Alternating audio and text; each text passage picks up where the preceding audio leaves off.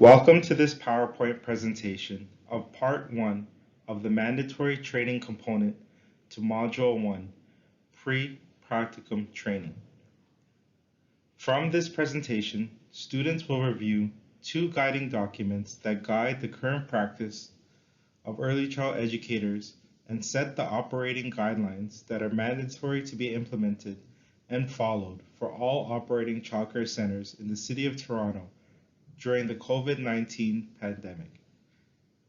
The two documents we will be reviewing are the Toronto Public Health COVID-19 Guidance and the Ministry of Education Operational Guidance during COVID-19 outbreak. Careful review of both documents are extremely important as the information presented in both will guide the practices of all early childhood education students who successfully pass and complete Module 1 and 2 and will in turn have the opportunity to take part in Module 3, which is the attendance of a 10-day field placement. It is important to understand that the information presented in these documents, along with this PowerPoint, will be the basis for your 15% quiz attached to this course, which requires a passing mark of 80% and will be required to be taken in week 3. A thorough understanding of each of these documents pertaining to clear expectations of the following topics discussed throughout this PowerPoint will need to be obtained before moving forward to the next module. We will be going through each slide, and the expectancy will be for students to closely review each slide as well as read over all highlighted points presented in each document. These documents are both available for download in the content section on the course shell, and it is suggested students keep a copy in their manual once placement begins.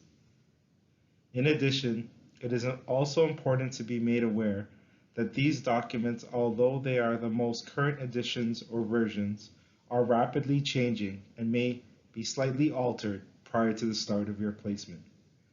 Please reference all links and page references provided. Students will be informed if a new version of each document is released by the City of Toronto. Students will be responsible to revisit these documents and record any new information that may relate to their role. The first document we will be reviewing is the Toronto Public Health COVID-19 Guidance document. This document highlights recommendations that are intended to assist childcare operators and educators to reduce the spread of COVID-19. This document has several key points that are both applicable and non-applicable to students entering placement. To focus all areas and topics applicable to ECE students entering placement, I have included a screenshot, the page number, and highlighted all points that are required to be read and reviewed. The following areas of focus will be the screening process, guidelines and restrictions relating to cohorts, usage of personal protective equipment, otherwise known as PPE, practicing social distancing in a childcare setting, and signs and symptoms associated with COVID-19. The second and final document we will be reviewing is the Ministry of Education Operational Guidance during COVID-19 Outbreak, Childcare Reopening version 4. This document has very similar content found in the previous document discussed, and to help organize relating topics from both documents, they have been organized together in the following slides for identical topics outlined. From this document, students are encouraged to focus all areas and topics applicable to ECE students entering placement. I have included a screenshot, the page number, and highlighted all points that are required to be read and reviewed.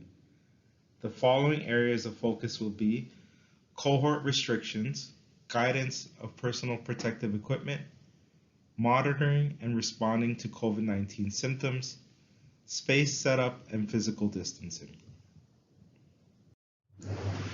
Students are encouraged to copy and paste the Toronto Public Health guidance link provided, as page 2 in this document outlines mandatory training all educators and ECE students entering a childcare center must complete. On the web, this document has several links highlighted in blue that provide additional resources and information that is highly encouraged students review and make notes if necessary. For the training modules required to be completed, students will find a more thorough description in the PowerPoint titled Part 2 included in the content section of the course. The following information is required to be reviewed, and suggestions are as follows: a clear and thorough understanding of all associated COVID-19 symptoms, completion of COVID-19 training modules. These training modules are YouTube videos created by the City of Toronto and range from 5 to 15 minutes long with no test or quiz attached. Policies and procedures relating to COVID-19. Please note that each agency will have their own policy and procedures relating to COVID-19. An important tip will be, prior to starting your field placement, suggestions are for students to call ahead at least 1 week before your placement start date to determine if policies can be reviewed in advance, perhaps through an e-document if available. And finally, it is strongly encouraged all students download the COVID-19 Alert app. The next topic is a protocol that is put in place in every childcare center, which is screening. Staff, volunteers, and children entering a childcare center must complete a screening check prior to entry or arrival into a childcare setting to be accepted into program. Daily screening is conducted differently from one agency to another, and it is encouraged that students inquire what the screening protocol may be for the agency they will be attending. As screening questions may vary, the primary focus is to determine if staff, volunteers, or children have any associated COVID-19 symptoms, have traveled outside of Canada, have been in close contact with a confirmed or probable case of COVID-19, or have taken any fever-reducing medicine to mask a fever or possible symptoms. Screening yourself prior to leaving your home is strongly encouraged, as this is a tool used to effectively limit the transmission of any illness associated with COVID-19. Once placement begins, students will be placed in a specific cohort. The definition of a cohort for the purposes of childcare is a group of educators, students, and children that are assigned together and remain together. There are no opportunities for a cohort to mix together. Close interactions with other staff, students, or children not in your designated cohort is not permitted. This limits cross-contamination of illness within the center, as cohorts are kept within their circle. Some helpful and mandatory tips are as follows. Limit close interactions to only individuals within your cohort. Once in placement, you will be assigned to a specific group and room. You are not to go into another classroom or cohort unless advised. Avoid wandering around or touring of your agency. Cohorts are divided by rooms, but also staff that work in a large general space, such as the entryway or hallways. When working in a childcare setting, there should be no loitering, and students, similar to staff, are only encouraged to leave their rooms when only necessary. Determine if there is a space within your room to place personal belongings, such as winter clothing and boots. It is highly recommended these items are kept close to your room or cohort to avoid walking around in the hallway to a locker or personal storage area. The wearing of personal protective equipment, otherwise known as PPE, is a safety protocol that must be followed correctly at all times, as clear guidelines are set forth in both documents. Please review this information closely, as the requirements for correct and appropriate usage will be mandatory for all students entering placement at all times. Additional information is included in the PowerPoint titled Part 2, City of Toronto Training Videos, under the Practicum Training module in the Content section. During this stage of COVID-19, all individuals should be aware of the importance and what physical distancing entails and how to follow this protocol. As physical distancing suggests keeping a distance of 2 meters or 6 feet apart from individuals who do not live in your household, this can be difficult in a childcare setting. However, it is strongly encouraged to maintain this distance where possible when working with young children and other educators. It is also important to remember that we are role models for the children. Not only is it important to ensure you are monitoring any symptoms associated with COVID-19 for yourself, but also the children you will be working with in close contact.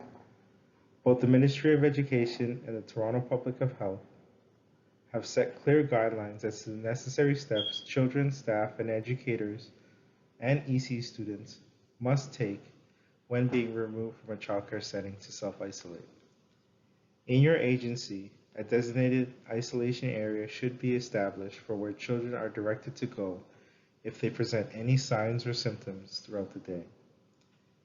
It is important once again to mention that students must be fully aware of all symptoms and signs associated with COVID-19. If you arrive to your center and have no symptoms, but develop a symptom during the day, you are required to leave immediately and follow the necessary steps to self-isolate at home.